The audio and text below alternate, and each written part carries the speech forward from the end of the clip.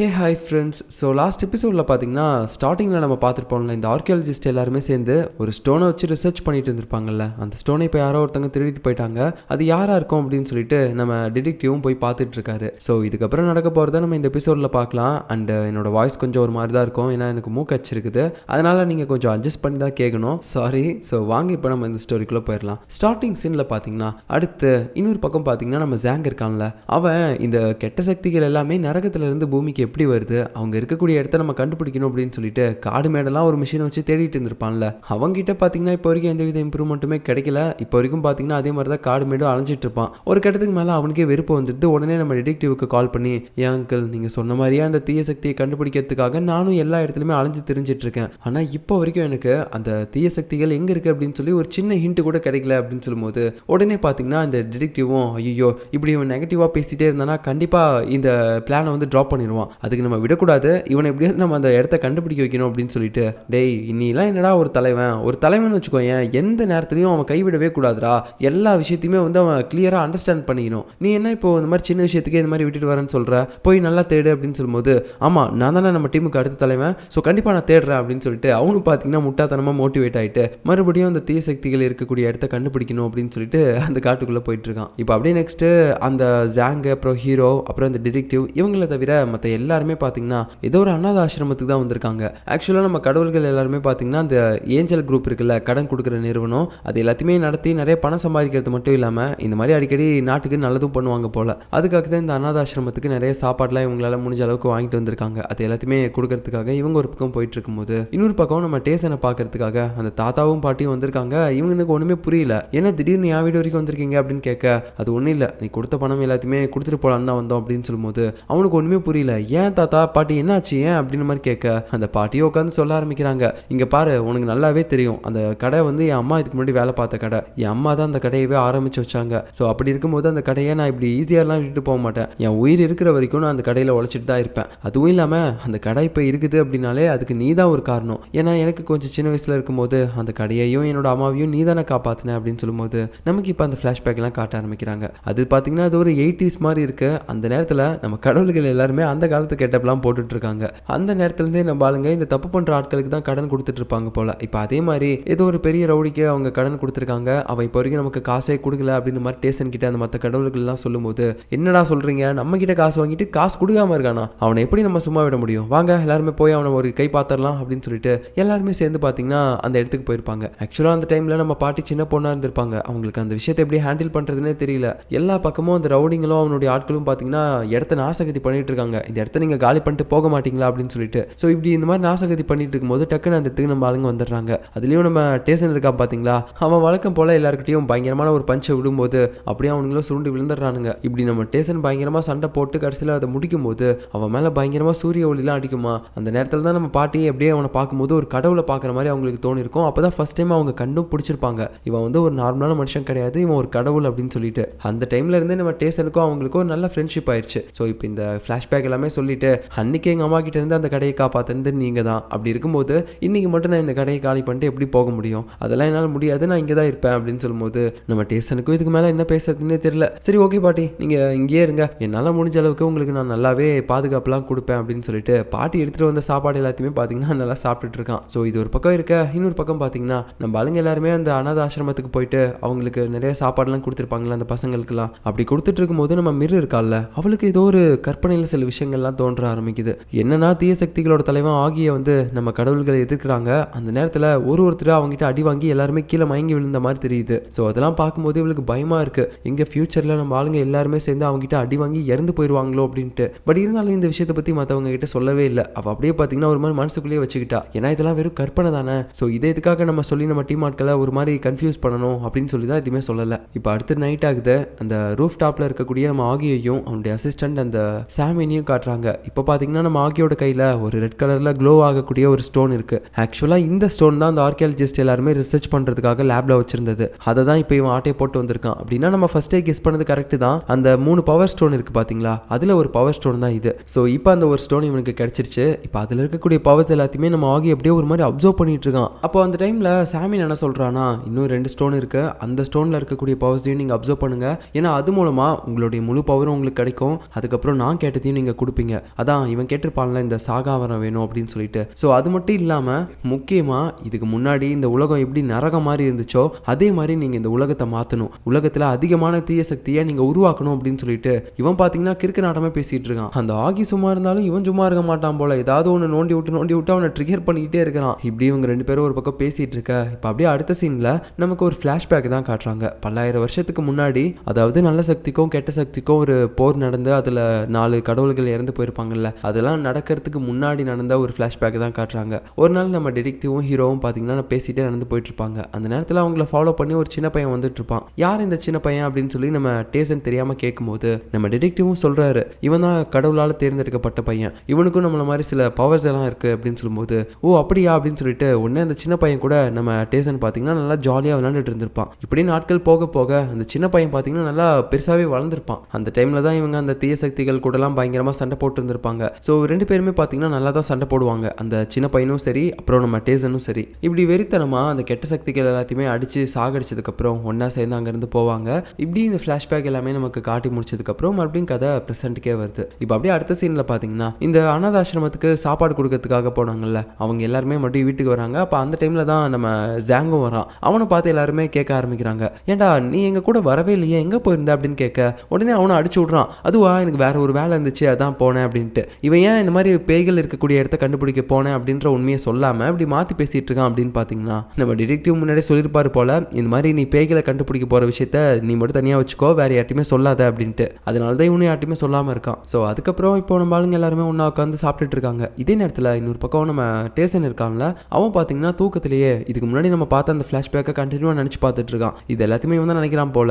அதில் அந்த சின்ன பையன் இருந்தான்ல நம்ம ஹீரோ கூட சேர்ந்து நல்லா சண்டை போட்டவன், அந்த பையன் பார்த்தீங்கன்னா ஒரு கட்டத்துக்கு மேலே கெட்ட சக்தியாக மாறி இருக்கான். ஸோ என்ன பண்ணுறதுனே தெரியாமல் நம்ம ஹீரோ தான் அவனை அழிச்சிருந்திருக்கான். அவன் அழிஞ்சதுக்கப்புறம் என்ன ஆயிருக்குன்னா, இந்த சாமின் இருக்கான்ல இப்போ நம்ம ஆகிக்கு அசிஸ்டண்டா, அவனுடைய கெட்ட சக்திகளும் அவனை விட்டு கொஞ்சம் கொஞ்சமாக போக ஆரம்பிச்சிருக்கான். அந்த டைமில் தான் அப்படியே அவன் முடியாமல் ஒரு இடத்துல போய் படுத்ததுக்கப்புறம் வானத்தில் ஏதோ ஒன்று தெரியுது. அதை அவன் பார்த்ததுக்கப்புறம் அப்படியே பார்த்தீங்கன்னா ஒரு மாதிரி ஸ்டன் ஆயிடுறான். ஸோ இந்த ஃப்ளாஷ்பேக் எல்லாமே அப்படியே நமக்கு இப்போ காட்டி முடிச்சதுக்கப்புறம் ப்ரெசென்ட்டில் அந்த சாமின் இதெல்லாமே நினச்சி பார்த்துட்டு இருக்க மாதிரி காட்டுறாங்க. அந்த டைமில் ஆகி அங்கே வந்து கேட்க ஆரம்பிக்கிறான், ஏன்டா சாமின், உனக்கு நிச்சயமாகவே அந்த பவர் ஸ்டோன்ஸில் இருந்து கொஞ்சம் பவர் மட்டும் கிடைச்சா போதுமா அந்த சாகா வரத்துக்கு மட்டும்? ஒரு வேளை உனக்கு அந்த 3 பவர் ஸ்டோன்ஸும் வேணும்னா கூட கேளு, நானே உனக்கு எடுத்துகிட்டு வந்து கொடுக்குறேன் அப்படின்னு சொல்லிட்டு நம்ம சாமினை பார்த்தீங்கன்னா அவன் ஒரு மாதிரி கலாச்சிட்டு இருக்கான். சாமினுக்கு அவன் பேசுறதெல்லாம் பார்க்கும்போது ரொம்ப கடுப்பாக தான் இருக்கு. அப்படியே ஒரு மாதிரி முறைச்சு பார்த்துட்டே இருக்கான். நம்ம சாமின்குள்ளே வேற ஏதோ ஒரு பிளானும் இருக்கிற மாதிரி தான் தெரியுது. இவன் முழுக்க முழுக்க நம்ம ஆகியை நம்பிட்டு இல்லை, இவனால நம்மளுடைய காரியம் ஆகலை அப்படின்னா இவன் கதையை முடிச்சிடலாம் அப்படின்ற அளவுக்கு தான் அவன் யோசிச்சுட்டு இருக்கான். ஸோ அது என்ன அப்படின்றத நம்ம பொறுத்து இருந்தால் பார்க்கணும். இப்போ நெக்ஸ்ட் நம்ம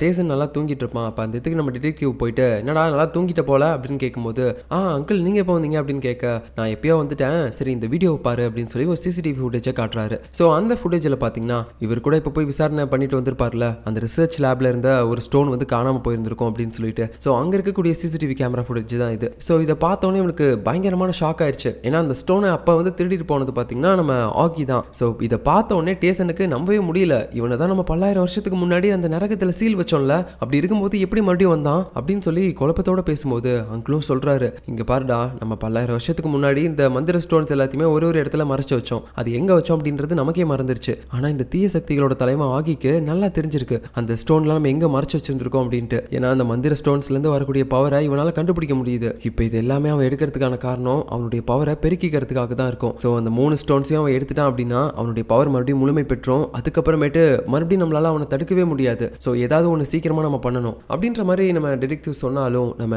டேசன் அதெல்லாம் கேட்குற மாதிரி தெரியல. இல்லை அங்கிள், நம்மளால இப்போ இது மாதிரிலாம் தடுக்க முடியாது. ஏன்னா இப்போ நம்ம கிட்ட பவர் கிடையாது. முன்ன நம்ம கிட்ட பவர் இருந்துச்சு, அந்த டைம்ல நம்மளுடைய 4 கடவுள்களை நம்ம இழந்துட்டோம். ஸோ இப்போ அவனுடைய பவரை கொஞ்சம் கொஞ்சமா அப்கிரேட் பண்ணிட்டு இருக்க டைம்ல பவர்ஸே இல்லாத நம்ம ஃபேமிலியை வச்சுட்டு நம்ம என்ன பண்ண முடியும்? அதனால இந்த விஷயத்துல நம்ம தலையிடாம இருக்கிறதே நல்லது தான். நம்ம ஃபேமிலியில இதுக்கு மேலேயும் வேற ஒருத்தரை இழக்கிறதுக்கு நான் விரும்பல அப்படின்ற மாதிரி சொல்லிட்டு இருக்கான். ஸோ இப்போ அப்படியே நெக்ஸ்ட் மறுபடியும் ரூஃப் டாப்ல இருக்க நம்ம சாமின் அப்புறம் ஆகியை காட்டுறாங்க. இவங்க இப்போ 2வது அந்த பவர் ஸ்டோன் எங்க இருக்கு அப்படின்ற மாதிரி தேடும்போது நம்ம ஆகியை வந்து கண்டுபிடிச்சிடறான். அது வந்து ஏதோ ஒரு இந்த பழைய பொருளெல்லாம் இருக்கும் பாத்தீங்களா, அந்த மாதிரியான ஒரு இடத்துல இருக்கு. அடுத்து நம்மளுடைய வேட்டையை அங்கதான் நடத்தணும் அப்படின்னு சொல்லும்போது இப்போ அடுத்த நாள் காலையில பாத்தீங்கன்னா அந்த பவர் ஸ்டோன் குப்பை மாதிரி இருக்கக்கூடிய ஒரு இடத்துல இருந்திருக்கும்ல, அங்க வேலை பார்த்துட்டு இருந்த ஒரு ஒர்க்கர், என்னடா இது ஏதோ ரெட் கலர்ல மின்னிட்டு இருக்குது அப்படின்னு சொல்லிட்டு அவர் அதை எடுத்து பாக்குறாரு. அவருக்கு ஒன்றும் புரியல, பட் இது ஏதோ ஒரு டிஃப்ரெண்டான ஸ்டோன் மாதிரி இருக்கு அப்படின்னு யோசிச்சுட்டு இருக்கும்போது பின்னாடி சத்தம் கேக்குதுன்னு திரும்பி பார்த்தா அங்க நம்ம சாமினை சாமினுடைய அந்த கெட்ட சக்திகள்லாம் இருக்காங்க. இப்போ அவங்க அந்த பவர் ஸ்டோனை இந்த ஒர்க்கர் கிட்ட இருந்து வாங்கிடுறாங்க. இதே நேரத்தில் நம்ம ஜாங் ஒரு பக்கம் இப்போ வரைக்கும் பார்த்தீங்கன்னா அந்த காட்டுக்குள்ளே தான் சுற்றிட்டு இருக்கான். மறுபடியும் போயிட்டு அந்த சாமினோட ஆட்கள் எங்கே இருக்காங்க அப்படின்னு சொல்லிட்டு இவன் ஒரு பக்கம் கண்டுபிடிச்சிட்டு இருக்க டைமில் இன்னொரு பக்கம் அந்த மால்சுக்கு அதுக்கப்புறம் நம்ம மிர் இவங்க 2 பேருமே பார்த்தீங்கன்னா ஒரு மாதிரி ஃபைட்டிங்லாம் பண்ணி ப்ராக்டிஸ் பண்ணிட்டு இருப்பாங்க. அப்போ ஒரு கட்டத்தில் நம்ம மிர் பார்த்தீங்கன்னா அவகிட்ட இருக்கக்கூடிய அந்த காற்று சக்தியை யூஸ் பண்ணி அவளை அட்டாக் பண்ணுறா. பட் இருந்தாலும் அதை வந்து அவள் சீரியஸாக எடுத்துக்கல மால்சுக்கு. உடனே வந்து இவகிட்ட கொஞ்சம் கேட்க ஆரம்பிக்கிறா. ஆமாம், நம்ம எல்லாருமே ஒரே கடவுள் தானே, பட் இருந்தாலும் எங்ககிட்ட இருக்கக்கூடிய பவர்ஸ் எல்லாமே எங்களை விட்டுட்டு போயிடுச்சு. ஆனால் உங்ககிட்ட மட்டும் எப்படி இப்போ வரைக்கும் பவர்ஸ் எல்லாம் இருக்குது அப்படின்னு கேட்க அவ்வளோ சொல்கிறா. எனக்கும் அதான் இப்போ வரைக்கும் தெரியல, பட் எப்பயாவது ஒரு டைம் என்னோட கண்ட்ரோலையும் மீறி நான் இந்த பவரை யூஸ் பண்ணிடுறேன் அப்படின்னு சொல்லும்போது சரி சரி வா நம்ம சாப்பிட்லாம் அப்படின்னு சொல்லிட்டு 2 பேருமே பார்த்தீங்கன்னா அப்படியே பேசிக்கிட்டே சாப்பிட்டுட்டு இருக்காங்க. அந்த டைமில் நம்ம மீறும் மால்சுக் கிட்ட இதானே நம்ம கடைசியாக சாப்பிட போகிற சாப்பாடு அப்படின்ற மாதிரி சொல்லும்போது அவளுக்கு ஒன்றுமே புரியல. நீ என்ன சொல்கிற, நமக்கு ஏதாவது ஆக போதா என்ன, ஏன் நீ இந்த மாதிரி ரொம்ப நெகட்டிவாக பேசுகிற அப்படின்னு கேட்க இல்லை இல்லை அது ஒன்றும் இல்லை, நான் எதுவும் தெரியாம சும்மா பேசிட்டேன் அப்படின்னு சொல்லி அவள் மலிப்பிடுறா. ஆக்சுவலாக அவளுக்கு ஒரு விஷன் வந்திருக்கும் பார்த்தீங்களா, கற்பனை மாதிரி. இவளுடைய ஃபேமிலியாக இருக்கக்கூடிய மற்ற கடவுள் எல்லாருமே அந்த ஆகி கிட்ட அடி வாங்கி எப்படி கீழே இறக்கக்கூடிய ஸ்டேஜில் இருந்திருப்பாங்க. ஸோ இது எல்லாத்தையுமே பார்த்தீங்கன்னா அப்படியே ஒரு மாதிரி நினச்சிருப்பாள்ல, அதை நினச்சி தான் இப்போ இப்படி சொல்லியிருக்கா. பட் இருந்தாலும் இதெல்லாம் ஓப்பனாக சொன்னால் இவங்க கஷ்டப்படுவாங்க அப்படின்னு சொல்லி மறுபடியும் எதுவுமே இல்லை அப்படின்னு சொல்லி மலிப்பிடுறா. பட் இந்த இடத்துல நம்ம மால்சுக்கு பார்த்தீங்கன்னா ஏதோ டவுட் வருது, இவளுக்கு ஏதோ தெரிஞ்சிருக்கு அப்படின்னு சொல்லிட்டு. இப்போ அப்படியே நெக்ஸ்ட் நம்ம ஆளுங்க எல்லாருமே பார்த்தீங்கன்னா மறுபடியும் அவங்களுடைய ஆஃபீஸ் ரூமில் ஒன்றா கூட ஆரம்பிக்கிறாங்க. அந்த டைமில் நம்ம டேசன் இருக்கான் பார்த்தீங்களா, அவன் மிர்ரை தனியாக கூட்டிகிட்டு போய் பேசிகிட்டு இருக்கான். இந்த மாதிரி ஆகி மறுபடியும் வந்துட்டான், அவன் என்னெல்லாம் பிரச்சனை பண்ணுற காத்துட்டு இருக்கான்னு தெரியல, பட் அவன் மக்கள்கிட்ட ஏதாவது ஒன்று பண்ணானா நம்ம எதுவுமே போய் தலையிட வேணாம், நம்ம கிட்ட ஏதாவது டேரெக்டாக அட்டாக் பண்ண வந்தானா அப்போ வேணா நம்ம பார்த்துக்கலாம் நம்மளை காப்பாற்றிக்கிறதுக்கு அப்படின்னு சொல்லிட்டு இவன் வந்து பேசிகிட்டு இருக்கான். அந்த டைமில் நம்ம மிருக்கு வேற மறுபடியும் அந்த கற்பனை எல்லாமே வந்துட்டு போகுது. ஐயோ அப்படின்னா அவன் நிஜமாக வந்துட்டானா, நான் அப்படின்னா கற்பனையில் பார்த்து எல்லாமே உண்மையாக போதா அப்படின்னு சொல்லிட்டு ஒரு மாதிரி அதிர்ச்சியில் முழிச்சிட்டு இருக்கா. இதே நேரத்தில் நம்ம டிடெக்டிவும் மற்ற கடவுள்கள் கிட்ட பார்த்தீங்கன்னா இந்த உண்மையை ஓப்பனாக சொல்லிடுறாரு. ஆமாம், ஆகி வந்து இப்போ ரிலீஸ் ஆகிட்டான், அவனை வந்து அந்த சாமின் தான் ரிலீஸ் பண்ணி வெளியே கூப்பிட்டு வந்திருக்கான். அவங்களுடைய பிளான் என்ன அப்படின்னு நமக்கு தெரியல, பட் அவங்க நம்மகிட்ட ஏதாவது பிரச்சனை பண்ண வந்தாங்கன்னா நம்மளும் முடிஞ்ச அளவுக்கு அவங்களை எதிர்த்து போராடி தான் ஆகணும், இதில் வேற வழியே இல்லை அப்படின்ற மாதிரி சொல்லும்போது எல்லாருமே ஒரு மாதிரி கிருன்னு உட்காந்துருக்காங்க. என்னையா சொல்கிற, அவன் மறுபடியும் வந்துட்டானா அப்படின்னு சொல்லிட்டு. ஸோ இப்படி எல்லாருமே ஒரு பக்கம் இருக்க, இன்னொரு பக்கம் பார்த்தீங்கன்னா நம்ம ஜாங் இருக்கான்ல, அவன் இப்போ வரைக்கும் அந்த காட்டுக்குள்ளே தான் சுற்றிட்டு இருக்கான். அப்போ திடீர்னு பார்த்தீங்கன்னா அந்த ரேடாரில் ஏதோ ஒரு விஷயம் காட்ட ஆரம்பிக்குது. ஓ அப்படின்னா அந்த தீய சக்திகள் இங்கே தான் இங்கே பக்கமாக இருக்குது அப்படின்னு சொல்லிட்டு அவன் அதை பார்த்துக்கிட்டே குடுகுடுன்னு ஓட கரெக்டாக பார்த்தீங்கன்னா அந்த சாமினுடைய தீய சக்திகள் இருக்கக்கூடிய அடியாட்கள் இருக்காங்கல்ல, அவங்க எல்லாருமே ஒரு டனல்குள்ளே போயிட்டே இருக்காங்க. அதை பார்த்துட்டு இவனும் ஃபாலோ பண்ணி போக ஆரம்பிக்கிறான். அப்படின்னா அவங்க இங்கே தான் இங்கேயும் இருக்கானுங்க அப்படின்ட்டு அப்படியே அவங்கள ஃபாலோ பண்ணி போக ஆரம்பிக்கிறான். ஒரு கடத்துக்கு மேலே பார்த்தீங்கன்னா அவங்க எங்கே போனாங்க அப்படின்றதே தெரியல. ஆக்சுவலாக அந்த சாமின் வந்து நரகத்தில் தான் இருக்கான். அந்த நரகத்தில் இருந்து அவனுடைய தீய சக்தி அடியாட்களை இந்த பூமிக்கு அனுப்புறதுக்கு அவன் ஏதோ ஒரு போர்ட்டல் மாதிரி ஒன்று யூஸ் பண்ணுறான். ஸோ அந்த போர்ட்டல் மூலமாக இப்போ அவங்க மறுபடியும் நரகத்துக்கே போயிட்டாங்க போல, அதனால இந்த போர்ட்டல் மறைஞ்சிருச்சு. ஸோ இந்த விஷயம் எதுவுமே நம்ம ஜாங்குக்கு தெரியாதுல்ல, அதனால அவன் ஒரு மாதிரி புலம்பிட்டு இருக்கான். இங்கே தானே வந்தானுங்க, எங்கே காணாமல் போனானுங்க அப்படின்னு சொல்லி ஒரு மாதிரி புலம்பிட்டு இருக்கான். இதே நேரத்தில் நம்ம டேசன் இருக்கான்ல, அவன் மறுபடியும் பார்த்தீங்கன்னா அந்த அண்டர் கிரவுண்டுக்கு தான் வந்திருக்கான். அதான் அவங்களுடைய ஆஃபீஸ் ரூமுக்கு கீழே ஒரு பிளேஸ் மாதிரி இருக்கும்ல, அங்கே தான் மற்ற 4 கடவுள்களை அவங்க வந்து புதைச்சிருப்பாங்க. ஸோ இப்போ அந்த இடத்துல பார்த்தீங்கன்னா இவன் இன்னொரு ஃப்ளாஷ்பேக்கை யோசிச்சு பார்க்க ஆரம்பிக்கிறான். பல்லாயிரம் வருஷத்துக்கு முன்னாடி இவங்க ஃபர்ஸ்ட் அந்த ஆகிய சீல் வச்சிருப்பாங்கல்ல நரகத்தில், பட் அதுக்கு முன்னாடி அவனால தான் இந்த 4 கடவுள்களும் இறந்து போனாங்க அப்படின்ற ஒரு கோவத்தில் நம்ம டேசன் பார்த்தீங்கன்னா அவனை போட்டு பயங்கரமாக அடி நடிச்சிருப்பான். ஒரு கட்டத்தில் அவனை அடிச்சே கொலை பண்ணலாம் அப்படின்ற அளவுக்கு போயிடுறான். அந்த நேரத்தில் பார்த்தீங்கன்னா திடீர்னு மிர் அந்த இடத்துக்கு வந்து இல்லை நீ இந்த மாதிரி பண்ணக்கூடாது அப்படின்னு சொல்லி அவளுடைய சக்தியை வச்சு இதை தடுக்க பார்க்குறா. அவ எதுக்காக இந்த தீய சக்திகளோட தலைவனுக்கு சப்போர்ட் பண்ணுறா அப்படின்னே நமக்கு தெரியல. ஸோ அப்படியே அவள் பேசுறத பார்த்துட்டு நம்ம டேசன் வந்து இன்னும் தான் கடுப்பாகிறான். ஒழுங்கா நீ இங்கிருந்து போயிரு, உனக்கு இதுக்கு சம்மந்தம் இல்லை அப்படின்னு சொல்லிட்டு அவனுடைய பவர் யூஸ் பண்ணி அவளை தள்ளி விட்டுட்டு இவன் அப்படியே அந்த ஆகி கிட்ட போயிட்டு ஒரு பஞ்ச் விடுற மாதிரி காட்டுறாங்க. இப்போ அப்படியே கட் பண்ணா மறுபடியும் ப்ரெசென்ட்ல நம்ம டேசன் இதெல்லாம் நினச்சி பார்த்துட்டு இருக்கும்போது டக்குன்னு பார்த்தீங்கன்னா அந்த இடத்துக்கு நம்ம ஜாங்கு அதுக்கப்புறம் டிடெக்டிவ் வந்து பார்க்குறாங்க.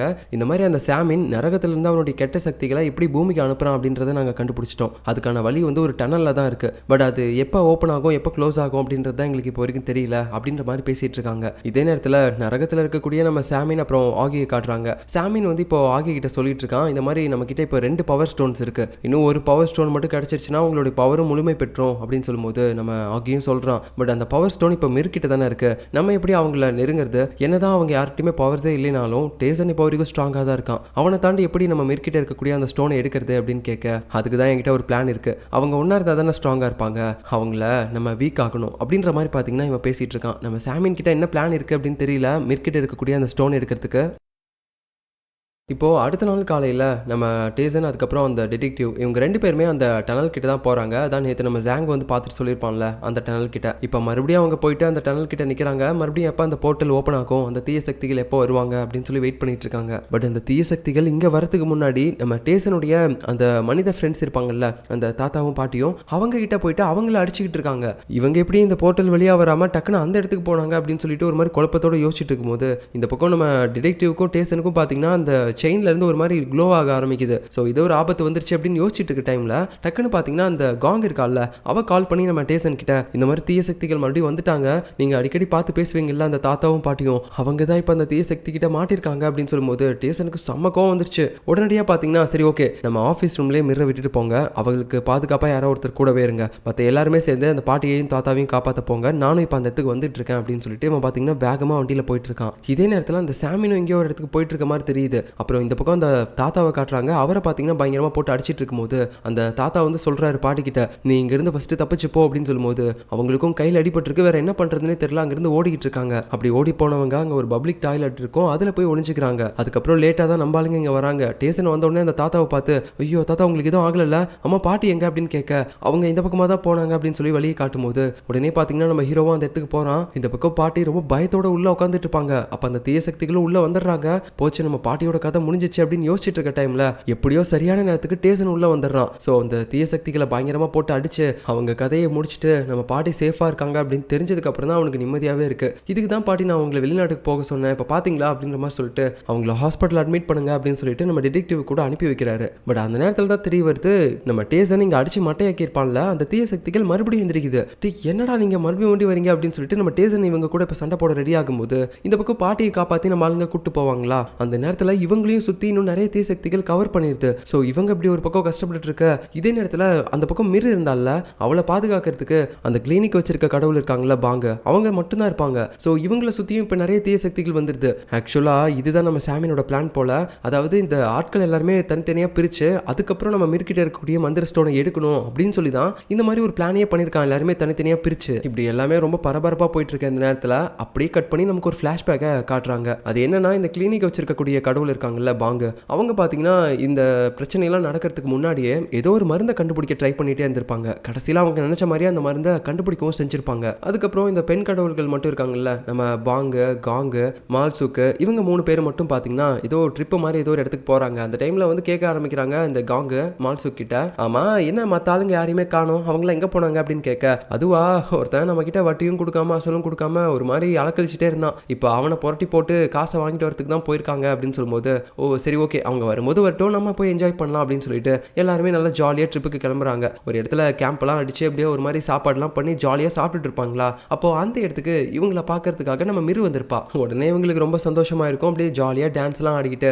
அதுக்கப்புறம் ஒன்றா உட்காந்து சாப்பிடுவாங்க. அந்த டைம்ல இந்த பாங் இருக்கால, அவ கண்டுபிடிச்ச அந்த ஸ்பெஷல் மருந்தை இப்போ நம்ம மிருக்கிட்ட கொடுக்கறதுக்காக வரா. கொடுத்துட்டு இதை எதுக்காக யூஸ் பண்ணுவாங்க அப்படின்றதையும் ஒரு மாதிரி சைன் லாங்குவேஜ்லேயே அவ சொல்றா. அப்போ இதை தெரிஞ்சுக்கிட்டு நம்ம மிரு என்ன சொல்றான்னு பார்த்தீங்கன்னா, அப்படின்னா இது எனக்கு தேவைப்படாது, நம்ம டீம்ல இருக்க மற்ற வேற யாருக்காவது கொடு, டோனிக்கு கூட கொடு அப்படின்னு சொல்லும்போது சரி ஓகே அப்படின்னு சொல்லியிருப்பா. இப்போ இது எல்லாமே காட்டி முடிச்சதுக்கப்புறம் மறுபடியும் ப்ரெசென்ட்டை காட்டுறாங்க. இந்த மால்சுக்கு அப்புறம் டோனி இருக்காங்கல்ல, இவங்க 2 பேரும் தனியாக வந்து இந்த தீய சக்திகள் கிட்ட மாட்டிருப்பாங்க போல. ஸோ ஒரு கடத்துக்கு மேலே இவங்களாலே முடியல. அப்போ ஒரு கடத்துக்கு மேலே இந்த டோனி பார்த்தீங்கன்னா பாங்கு கொடுத்த அந்த ஸ்பெஷலான மருந்தை எடுத்து குடிக்க ஆரம்பிக்கிறான். மடக்குன்னு குடிச்சதுக்கு அப்புறம் அவனுடைய மூஞ்செல்லாம் ஒரு மாதிரி செவக்க ஆரம்பிக்குது, அப்படியே வேக ஆரம்பிக்கிறான் அவன். ஸோ இப்போதான் நமக்கு தெரிய வருது அந்த ஸ்பெஷல் மருந்தை குடிச்சா இவங்களுடைய பவர்ஸ் எல்லாமே கொஞ்ச நேரத்துக்கு அவங்களுக்கு வரும் போல. அதனால தான் இப்போ நம்ம டோனியோட பவரும் அவனுக்கு கிடைச்சிருச்சு. அப்படியே பார்த்தீங்கன்னா சகப்பு கலர்ல மாதிரி எல்லாருமே போட்டு பொழந்து கட்டிக்கிட்டு இருக்கான். இது ஒரு பக்கம் இருக்க, இன்னொரு பக்கம் இன்னொரு டீம் ஆட்கள் பார்த்தீங்கன்னா அந்த பாட்டியை பாதுகாத்துட்டு இருந்திருப்பாங்கல்ல, அவங்களும் இப்போ முடிஞ்ச அளவுக்கு அந்த தீய சக்திகளை எதிர்த்து போராடிட்டு இருக்காங்க. பட் ரொம்பவே அவங்களுக்கு கஷ்டமா இருக்கு. இதே நேரத்தில் அந்த மிர்ரை பாதுகாக்கிறதுக்காக பாங்கு இருந்திருப்பாள்ல, அவ்வளோ வில்லச்சு முடிஞ்ச அளவுக்கு அந்த தீய சக்திகளை தடுத்துக்கிட்டே இருக்கா. பட் முடியல, நிறைய பேர் வராங்க. நம்ம மிர்ரும் பார்த்தீங்கன்னா அவகிட்ட இருக்கக்கூடிய அந்த காற்று சக்தியை வச்சு முடிஞ்ச அளவுக்கு சண்டை போடுறா. பட் எதுவுமே வேலைக்கு ஆகல, அவங்க நிறைய பேர் வந்துட்டே இருக்காங்க. அதுலயும் சாமின்லாம் ஒரு கடத்துக்கு மேல அவனுடைய மந்திர சக்தியை யூஸ் பண்ணி அப்படியே மிர்ரை வந்து மயக்கம் போட வச்சிடறான். அவளும் அப்படியே மயக்கம் போட்டு விழுந்துடுறா. இந்த பக்கம் நம்ம ஆளுங்க எல்லாருமே முடிஞ்ச அளவுக்கு அந்த தீய சக்திகிட்ட சண்டை போட்டுட்டே இருக்காங்க. கடைசியில அந்த பாட்டியையும் பார்த்தீங்கன்னா காப்பாத்திட்டாங்க. ஸோ இவங்க எல்லாருமே இந்த பக்கம் ஒன்னா செயல்பட்டதுனால அந்த பேய்களை எதிர்க்க முடிஞ்சிச்சு. பட் அந்த பக்கம் மிர்ரும் பாங்கும் தனியாக தானே இருந்தாங்க, அதனால தான் அவங்களால ஒண்ணுமே பண்ண முடியல. இப்போ அப்படியே அடுத்து அந்த சாமியினுடைய தீய சக்திகள் இருக்காங்கல்ல, அவங்க ஏதோ ஒரு பழைய கடையில் இருக்காங்க. அந்த கடையில் பார்த்தீங்கன்னா அங்கேயும் ஒரு மந்திர ஸ்டோன் இருக்கு. ஸோ ஆல்ரெடி அவங்க 2 மந்திர ஸ்டோன் எடுத்து வச்சிருந்தாங்கல்ல, அந்த மந்திர ஸ்டோன்ல ஒன்று தான் இதா, இல்லைனா இது 3ஆவது வேற ஒரு வந்தர் ஸ்டோனா, அப்படி இது மூணாவதா இருந்துச்சுன்னா நம்ம சாமின் கிட்ட இருக்கிறதா சொன்னது என்ன அப்படின்னு சொல்லிட்டு இந்த இடத்துல நமக்கு ஒரு குழப்பம் ஏற்படுது. அது என்ன அப்படின்றத நம்ம போக போக தான் பார்க்கணும். இப்போ அப்படியே நெக்ஸ்ட் அந்த ஆகி இருக்கான்ல, அவன் அப்படியே அவனுடைய இடத்துல நடந்து போயிட்டு இருக்கும்போது திடீர்னு அவனோட தலை வலிக்க ஆரம்பிக்குது. என்னடா இது அப்படின்னு சொல்லிட்டு அவன் பக்கமா போய் பார்க்கும்போது அங்க பாத்தீங்கன்னா ஒரு இடத்துல அப்படியே அடைச்சு போட்டு வச்சிருக்காங்க நம்ம மிர்ர. அப்படியே அவளை ஒரு மாதிரி அவன் பார்த்துக்கிட்டு இருக்கான். ஸோ இதுக்கப்புறம் நடக்க போறத நம்ம அடுத்த எபிசோட்ல பார்க்கலாம். பாய்.